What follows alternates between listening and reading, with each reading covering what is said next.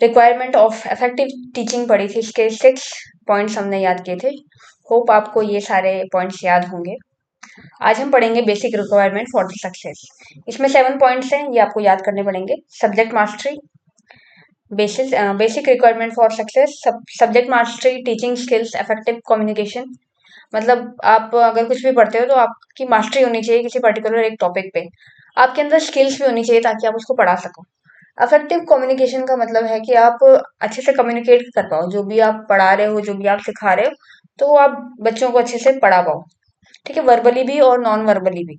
फिर है lesson planning, मतलब किस तरीके से आपको उस चीज को सिखाना है, पूरी एक्टिविटीज बनानी है, किस तरीके से आप वो पूरा प्रोसेस करोगे, तो वो एक प्लानिंग होगी। ठीक है, नॉलेज ऑफ लर्नर्स, मतलब आप जो लर्नर्स हैं, तो उनको आप किस स्टेज में सिखाते हो। जैसे अभी हम ये टीचिंग ट्रेनिंग प्रोग्राम जो है ये अभी पढ़ रहे हैं, तो इसमें हम एक पर्टिकुलरली एक स्टेप चल रहे हैं। पहले हम ये वाला पर्टिकुलर ये वाला जो पार्ट है उसको कंप्लीट करेंगे, फिर उसके बाद दूसरा पार्ट है उसको कंप्लीट करेंगे, ऐसा।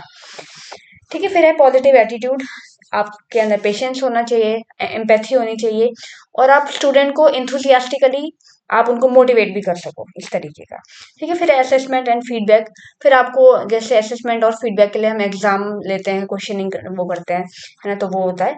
तो ये याद रखना, subject mastery, teaching skills, communication, effective communication, lesson planning, knowledge of learners, positive attitude, and last में असेसमेंट एंड फीडबैक। 7 पॉइंट्स है, ये आपको याद होने चाहिए। ठीक है, फिर है कम्प्रिहेंसिव टीचिंग मेथडोलॉजीज। अब जो एनसीएसएम के अकॉर्डिंग ना नया सिलेबस आया है यूजी का और पीजी का, तो उसमें ये सारे पॉइंट्स ना लिखे हुए होते हैं कि डिमॉन्स्ट्रेशन करवाना है, डिस्कशन करवाना है, क्वेश्चन आंसर। ठीक है, तो इसको हम पढ़ेंगे, कॉम्प्रिहेंसिव टीचिंग मेथडोलॉजीज। तो इन्होंने फोकस किस पे किया, क्वेश्चन आंसर में मेन ये एसेस करते हैं कॉम्प्रिहेंसिव और क्वेरीज को। ठीक है, कि क्या बच्चों के क्वेश्चंस हैं या क्या उनकी क्वेरीज है। फिर इसके प्रोज और कॉन्स बता रहे हैं। ये इससे क्या होता है, प्रोज में तो बता रखे है कि जो पार्टिसिपेंट्स होते हैं उनको अच्छा लगता है कि ठीक है, हमने आयुर्वेद का ये वाला पार्ट पढ़ा और इससे हमें क्या फायदा मिल रहा है, या उनको कुछ नई चीज जानने का मौका मिल रहा है। ठीक है, फिर कॉन्स में है may cause anxiety for the some. और कुछ बच्चे ऐसे होते हैं जिनको पढ़ाई थोड़ी मुश्किल लगती है, तो उनको लग सकता है यार कितना बकवास है ये, कुछ समझ में नहीं आ रहा है, सब दिमाग के ऊपर से जा रहा है। ठीक है, तो वो होता है क्वेश्चन आंसर। ठीक है, कोर फोकस हमने देख लिया, क्वेरीज है, कॉम्प्रिहेंसिव है, फिर है प्रोज एंड कॉन्स है, किसी को तो अच्छा लगेगा और कुछ बच्चे होंगे जिनको ये सब ऊपर से जाएगा दिमाग के। ठीक है, फिर लेक्चर, हमें डायरेक्टली डिलीवर करना है जो भी हम अपना कंटेंट पढ़ा रहे हैं बच्चों को। फिर इसके प्रोज एंड कॉन्स बता रहे हैं, high efficacy for large group, risk passive learning. ठीक है, हाई मतलब लार्ज ग्रुप को हम पढ़ा रहे हैं और पैसिव लर्निंग इसमें हो नहीं पा रही है ढंग से। फिर है डिमॉन्स्ट्रेशन, हम मॉडल्स वगैरह दिखाते हैं, या अगर क्लिनिकली हम जाएं तो हम पेशेंट को, मतलब जो स्टूडेंट्स हैं उनको पेशेंट्स दिखाते हैं कि इस तरीके से ये लक्षण इसमें मिलते हैं। ठीक है, visual modelling of the process. फिर है excellent for the practice skill, मतलब प्रैक्टिकली स्किल के लिए तो ये बहुत अच्छा है demonstration. Limited students hands on time, और कुछ बच्चों को नहीं आता है समझ में, ये सारी चीजें उन्होंने बता रखी। फिर डिस्कशन है, इंटरैक्टिव डायलॉग, डिस्कशन, तद्वित, संभाषा, यही वाली चीजें। ठीक है, तो हमें स्टूडेंट्स के साथ वो करना है, इंटरेक्ट करना है। ठीक है, तो इंटरेक्टिव डायलॉग इसमें होते हैं। फॉस्टर क्रिटिकल थिंकिंग, तो इसमें क्या होता है, डिस्कशन करने से ना क्रिटिकल थिंकिंग बढ़ जाती है हमारी। Can be difficult to moderate, और ये वही बता रखा है कि ये किसी किसी के लिए डिफिकल्ट रहेगा। आगे हम ना आपको क्वेश्चंस भी पढ़ाएंगे जिससे चीजें आपको समझ में आएगी कि किस तरीके से हम क्या याद कर रहे हैं। फिर है इनोवेटिव टीचिंग अप्रोचेस। अब यहाँ पे बता रहे हैं कि हम टीचिंग में क्या कुछ नया इनोवेटिव कर सकते हैं। यहाँ पे बता रखा है फ्लिप्ड क्लासरूम। फ्लिप्ड क्लासरूम का मतलब ऐसा है कि अगर आप कोई टॉपिक पढ़ा रहे हैं, ठीक है, तो आप मतलब वही टॉपिक, जैसे आयुर्वेद में ऐसा होता है कि आप अगर क्रिया शारीर में हो, आप वो टॉपिक पढ़ा रहे हो और वही चीज आपको रचना शारीर में भी मिल रही है, तो फिर आपने उन टीचर को भी बुलाया और आपने वो चीज पढ़ाई। ठीक है, अब देखते हैं चैट जीपीटी क्या बताता है इसके लिए। ठीक है, कोई अच्छा एग्जांपल देगा चैट जीपीटी वैसे तो। In one word and simple English.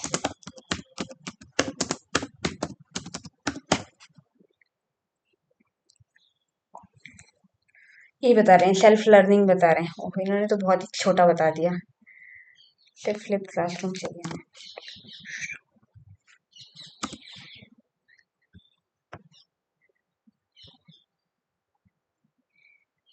ठीक है, तो इसके अकॉर्डिंग तो ये बोल रहे हैं सेल्फ लर्निंग, पर ये इस तरीके का ही होता है कि जहाँ पे एजुकेटर जो होता है इंस्ट्रक्ट करता है डायरेक्ट और अपने घर जैसा इन्वायरमेंट बनाता है। ठीक है, यहाँ पे तो उन्होंने यही बता रखा है कि घर जैसा इन्वायरमेंट बताता है या डिजिटल मीडिया दिखाता है, जैसे वीआर वगैरह होता है। तो हमारे यहाँ पे तो वीआर है, हम बच्चों को वीआर वगैरह दिखाते हैं तो उससे समझ में आता है उनको कि हार्ट के चैम्बर किस तरीके से दिख रहे हैं। ठीक है, इस तरीके का। फिर है ब्लेंडेड लर्निंग। ब्लेंडेड लर्निंग में है ये फ्लेक्सिबल लर्निंग होती है, डाइवर्स लर्निंग होती है, फेस टू फेस इंटीग्रेशन इसमें होता है। ठीक है, ब्लेंडेड लर्निंग पूछ ही लेते हैं इससे क्या होता है ब्लेंडेड लर्निंग।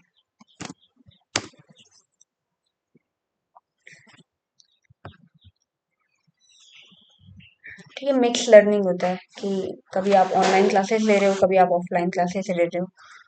ठीक है, और ब्लेंडेड लर्निंग लर्निंग में इन्होंने कुछ एग्जांपल भी दिए कि मंडे को आप ऑनलाइन क्लासेस घर पे ले रहे हो और ट्यूसडे को आप ग्रुप वर्क दे रहे हो क्लास के लिए, फिर वेडनेसडे को आपने कुछ क्विज कंपटीशन रख लिया।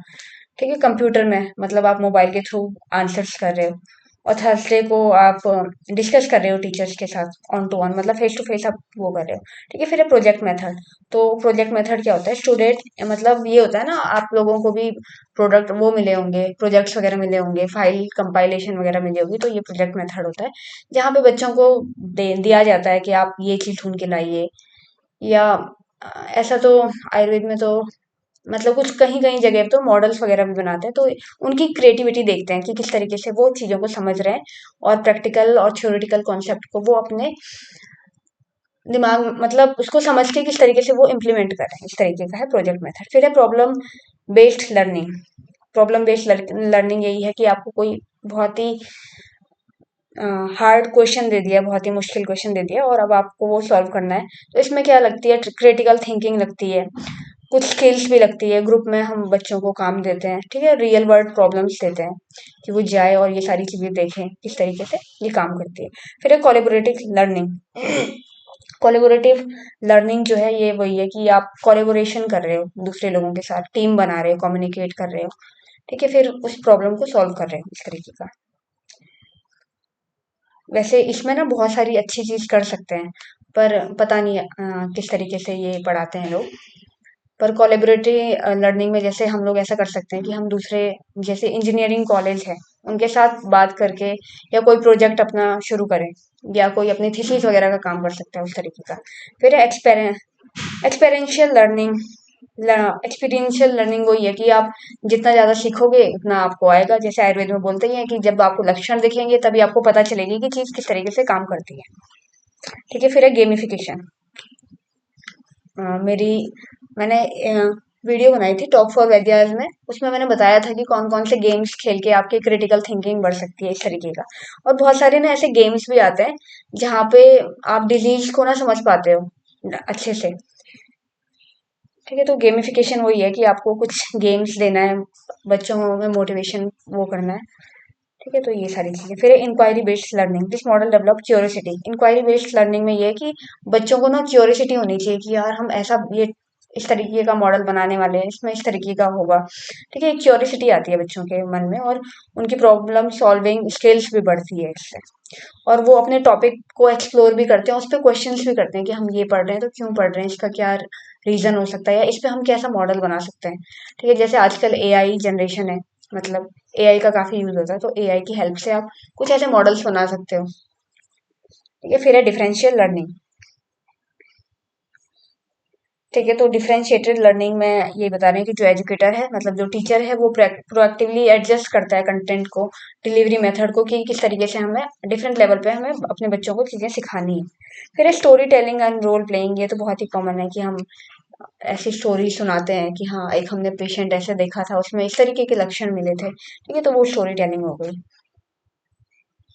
ठीक है, फिर है इसमें नेक्स्ट टॉपिक है ये इनोवेटिव टीचिंग अप्रोचेस। हमने देखा फ्लिप्ड क्लासरूम है, ब्लेंडेड लर्निंग है, ये तो अब आपको समझ में आ ही गया होगा। प्रोजेक्ट मेथड किस तरीके से है। ठीक है, हैंड्स ऑन प्रोजेक्ट,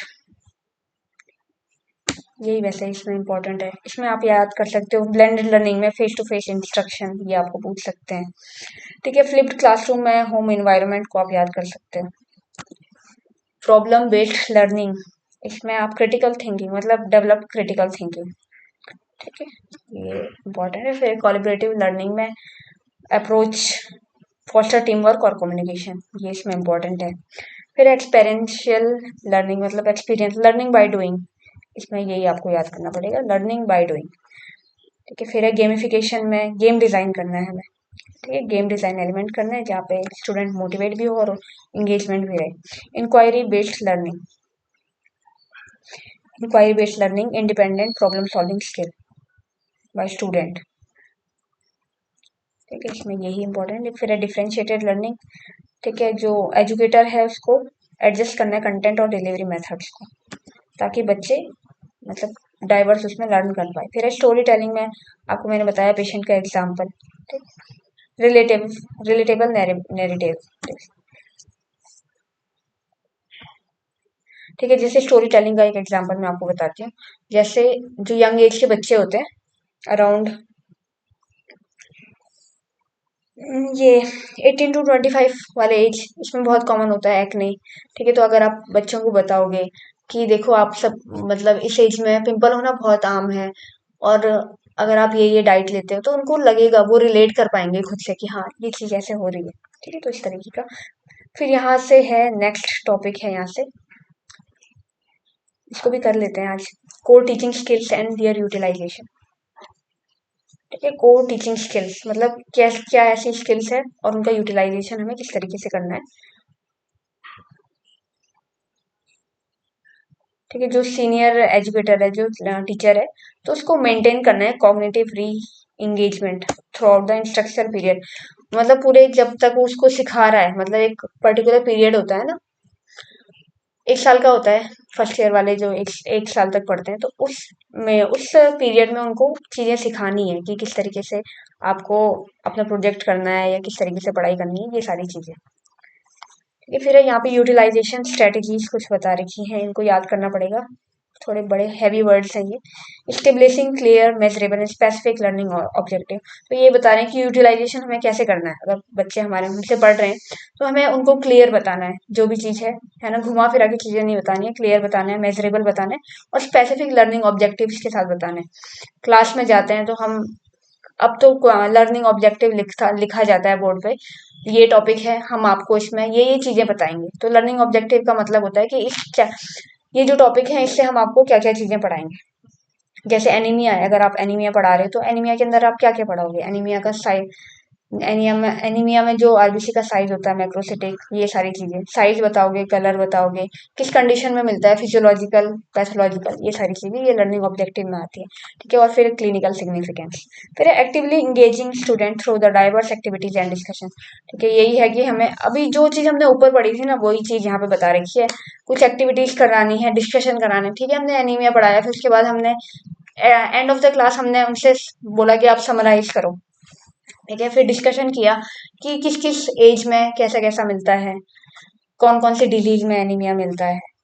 ठीक है, और यंग एज में तो बहुत कॉमन होता है, फीमेल्स में एनीमिया मिलता ही है क्योंकि न्यूट्रिशनल डिफिशियंसी होती है, ये सारी चीजें। ठीक है, फिर adapting instructional strategy to meet individual student need. अभी बता रहे हैं कि हमें इस तरीके का स्ट्रेटेजी बनानी है कि हर एक बच्चा मतलब इंडिविजुअल, हर एक बच्चे को वो सारी चीज समझ में आए। Integrating various teaching add including visual और ऑडिटरी टूल्स, और हमें मतलब टीचिंग एड्स का भी यूज करना है, विजुअल और ऑडिटरी। ठीक है, विजुअल्स में हम उनको, ठीक है, हम किसी डॉक्टर को बुला सकते हैं जो एनीमिया में एक्सपर्ट है, उसको वो बताएगा आपको कि मैंने इस तरीके का पेशेंट देखा एनीमिया से रिलेटेड, तो वो ऑडिटरी टूल्स में आ गया। ठीक है, विजुअल में हम उनको कोई वीडियो वगैरह दिखा सकते हैं कि एनीमिया किस तरीके से वर्क करता है, कोई एनिमेटेड वीडियो टाइप। ठीक है, implementing ongoing formative assessment to monitor progress. Formative assessment में यही है, एग्जाम हमें दिलाने, उनके एमसीक्यूज वगैरह कराने ताकि उनको चीजें समझ में आए। फिर उसके बाद है providing timely construction feedback to maintain learner momentum. ठीक है, टाइमली कंस्ट्रक्टिव फीडबैक हमें लेना है बच्चों से कि उनको कितना आ रहा है, क्या चीज आ रही है। इसलिए वाइवा वगैरह होते हैं। ठीक है, थ्योरी अलग होती है और वाइवा अलग इसलिए होता है। फिर maintaining professional adaptation across a diverse classroom environment, और बच्चों में प्रोफेशनल एडेप्टेबिलिटी भी रखनी है ताकि क्लासरूम का एनवायरनमेंट सही रहे। ठीक है, फिर है टीचिंग स्किल सेट, क्या हमें इसको भी पढ़ना चाहिए, पढ़ लेते हैं, देखते हैं क्या क्या चीजें हैं, थोड़ी लंबी क्लास हो जाएगी।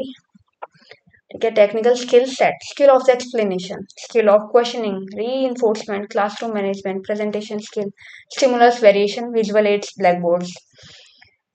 अब ये बता रहे हैं कि अब हमें पढ़ाना है तो इसमें हमें क्या क्या स्किल होनी चाहिए हमारे अंदर। स्किल ऑफ एक्सप्लेनेशन, तो सबसे पहले ये बता रहे हैं कि कोई भी टॉपिक आपने लिया, आप उसको ना अच्छे से पढ़ा पाओ, मतलब जो कॉन्सेप्ट आपके दिमाग में चल रहा है तो वो आप उसी मैनर में, आप लॉजिकली मैनर में उनको बताओ। जैसे हमने एनीमिया के बारे में सोचा तो हम उनको एनीमिया के बारे में बता रहे हैं, ठीक है। उसके रिलेटेड हम एग्जांपल भी दे रहे हैं, रेलेवेंट एग्जांपल वो यूज कर रहे हैं। फिर है यूटिलाइज एनालॉजी और इलस्ट्रेशन टू क्लैरिफाई कॉम्प्लेक्सिटी। उसमें कोई बहुत ही कॉम्प्लेक्स टॉपिक है, ठीक है, उसको हम बहुत ही सिंपल वे में बता रहे हैं, चार्ट के थ्रू या फ्लो चार्ट के थ्रू, ठीक है। बहुत सारी चीजें होती है एक्सप्लेन करने की। फिर स्किल ऑफ क्वेश्चनिंग, आप किस तरीके से क्वेश्चन करते हो बच्चे को ताकि वो थोड़ा कंफ्यूज हो जाए और उसको लगे कि यार मैडम को बहुत ज्यादा आता है या किस इस सर को बहुत ज्यादा आता है। तो इस तरीके के क्वेश्चंस भी आपको बताने हैं। Pose both open and close question, ठीक है। ओपन एंड क्लोज क्वेश्चन का मतलब है कि आपने कुछ हिंट दी उनको और वो समझ नहीं पाए, इस तरीके का। प्रमोट क्रिटिकल थिंकिंग, कि हमें थिंकिंग करनी है। अब एनीमिया में है पांडु, हम आयुर्वेद में पढ़ते हैं, और उसके अकॉर्डिंग हमें कुछ ऐसा बता देना कि जैसे पांडु की चिकित्सा बता रखी है, तीक्ष्ण विरेचन देना है। तो ये एक तरीके का एक तीक्ष्ण विरेचन, वैसे भी बहुत बल कम होता है पांडु वाले पेशेंट का, तो उसमें हम तीक्ष्ण विरेचन क्यों दे रहे हैं। तो ये एकदम क्रिटिकल वो हो गया कि हम क्या मतलब, बच्चों को ऐसा हो गया कि क्या है ये, मतलब कुछ समझ में ही नहीं आ रहा है। इसके पीछे का रीजन बहुत बड़ा है ना, वो तो पढ़ना पड़ेगा आप लोगों को। फिर इनकरेज एक्टिव स्टूडेंट इन्वॉल्वमेंट, यही अब मैंने जैसे बताया पांडु में तीक्ष्ण विवेचन देना, फिर वही है ना, क्यूरियोसिटी बढ़ गई बच्चों के अंदर कि किस तरीके से ये होगा। फिर स्किल ऑफ री इंस्फोर्मेंट, री इंस्फोर्मेंट थोड़ा बड़ा वर्ड है, देखें क्या कहता है डीप सी किसके बारे में।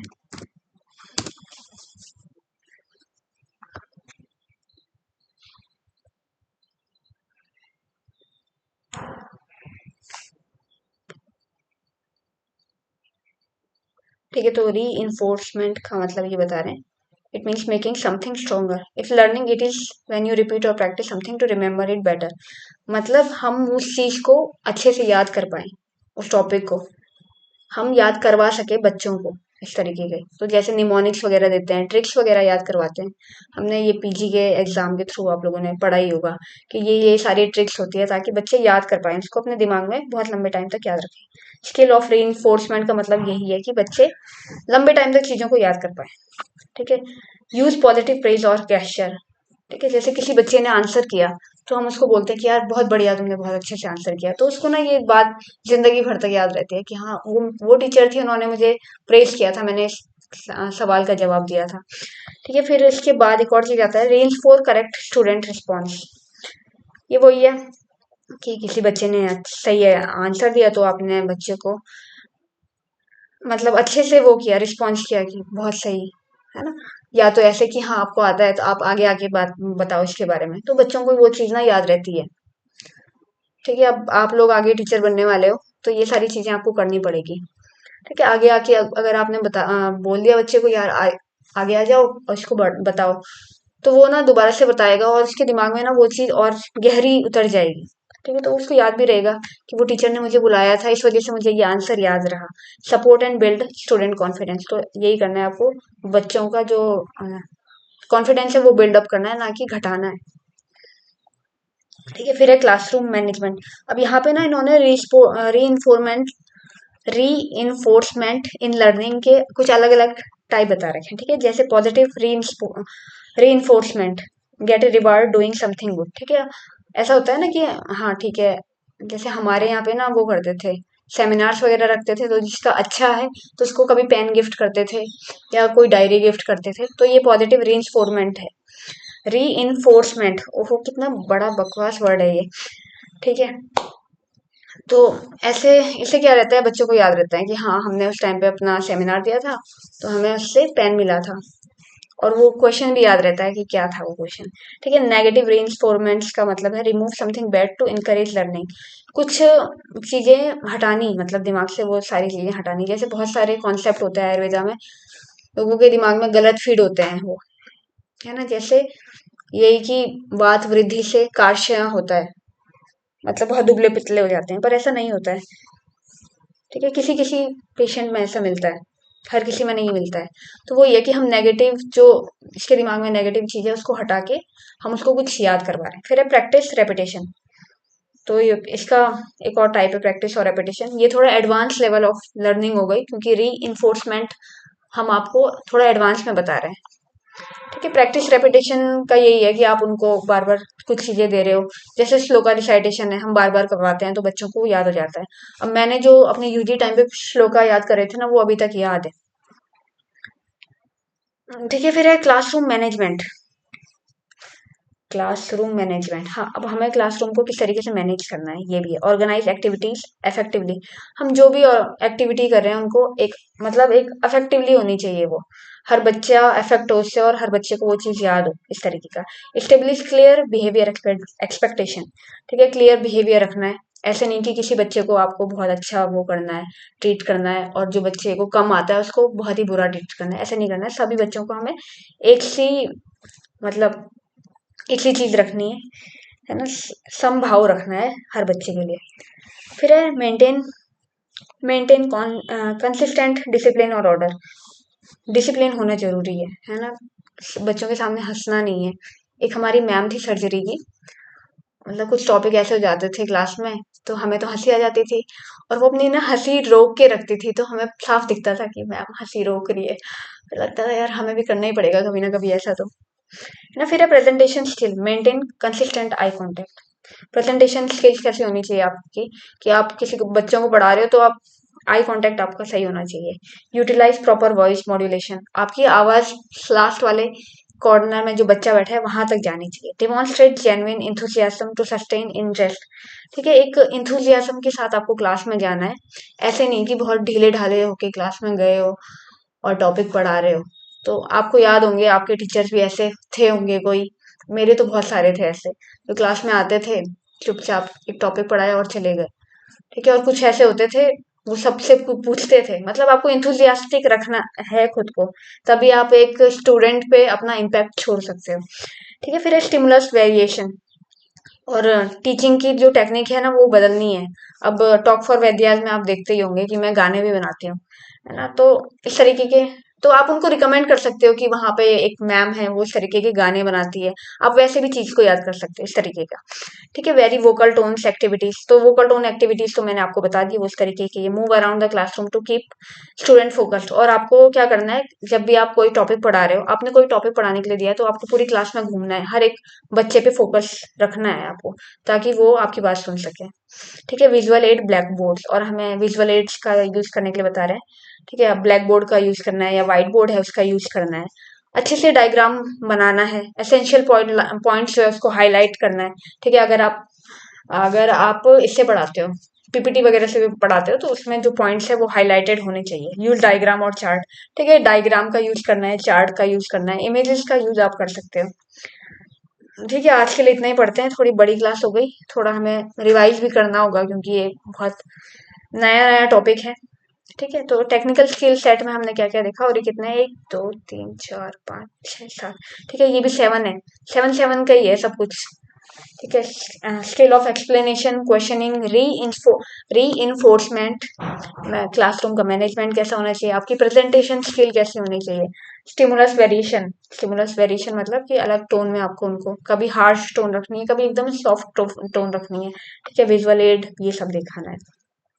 फिर हमने पढ़ा था यूटिलाइजिंग स्ट्रेटेजी, तो ये भी 7 है, बहुत सही है मतलब, है ना। यूटिलाइज किस तरीके से करना है, लर्निंग ऑब्जेक्टिव करना है, डिस्कशन करना है, हर एक स्टूडेंट को हमारी बात समझ आनी चाहिए। ठीक है, विजुअल एड का यूज करना है। कोई ये फॉर्मेटिव असेसमेंट वगैरह भी करना है, एमसीक्यू वगैरह भी देने हैं उनको, या क्वेश्चंस वगैरह भी उनको देने हैं। ठीक है, टाइमली फीडबैक वगैरह भी लेना है, और प्रोफेशनल एडेप्टेबिलिटी को मेंटेन करना है ताकि क्लासरूम का एनवायरनमेंट सही रहे। ठीक है, फिर हमने ये पढ़ा था इनोवेटिव टीचिंग अप्रोचेस, ये तो काफी सारे हैं। ठीक है, कितने हैं, तो 10 हैं ये पूरे टोटल। ठीक है, innovative teaching approach, flipped classroom. ठीक है, घर जैसा एनवायरनमेंट रखना है आपको, मतलब कि आपको जो भी आता है, या ठीक है, वो हमने देख लिया है, पढ़ लेना आप। Blended learning, face to face interaction, project method, hands on project, problem based learning, develop critical thinking, collaborative learning, approach foster team work and communication, experiential learning, learning by doing. ठीक है, आपको इससे रिलेटेड कोई भी query हो आप comment में लिखिएगा, और नहीं तो आप टॉक फॉर वेदियास में आप हमें मैसेज कर सकते हो, जो इंस्टाग्राम पे है। ठीक है, तो और कोई भी क्वेरीज हो आप हमें मैसेज कर दीजिएगा, और कुछ नया पढ़ना हो वो भी आप हमें बता दीजिएगा। Thank you. होप आप सभी को क्लास अच्छी लगी हो, और अभी तक अगर आपने सब्सक्राइब नहीं किया है तो आप हमें सब्सक्राइब जरूर कर दीजिएगा, ताकि नेक्स्ट वीडियो आप तक पहुंचे।